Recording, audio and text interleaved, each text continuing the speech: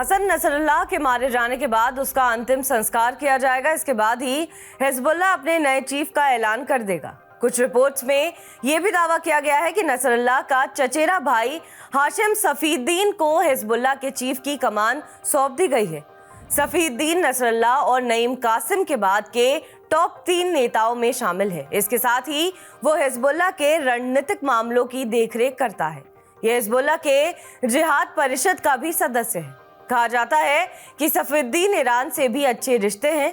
ऐसा इसलिए कहा जाता है क्योंकि बेटे की शादी ईरानी रेवोल्यूशनरी गार्ड कॉर्प्स के पूर्व कमांडर जनरल कासिम सुलेमानी की बेटी से हुई है। इजरायली मीडिया ने भी नसरल्लाह पर हमले की जानकारी देते हुए बताया है कि जिस वक्त नसरल्लाह को निशाना बनाया गया था उसी वक्त सफीउद्दीन भी वहां मौजूद था, लेकिन किस्मत से वो जिंदा बच गया। हिजबुल्लाह एक शिया मुस्लिम राजनीतिक और उग्रवादी संगठन है। इसका मुख्यालय लेबनान में है। इसकी स्थापना 1980 के दशक की शुरुआत में की गई थी।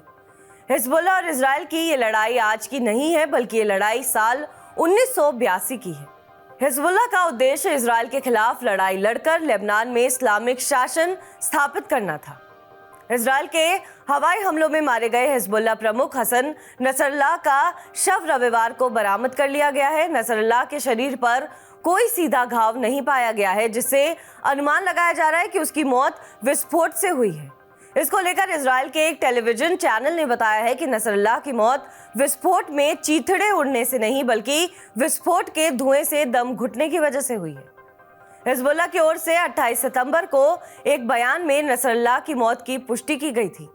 हालांकि उसमें ये स्पष्ट नहीं किया गया था कि उसकी हत्या कैसे हुई। हसन नसरल्लाह ने 2006 में इजराइल के खिलाफ हिजबुल्लाह के युद्ध का नेतृत्व किया था।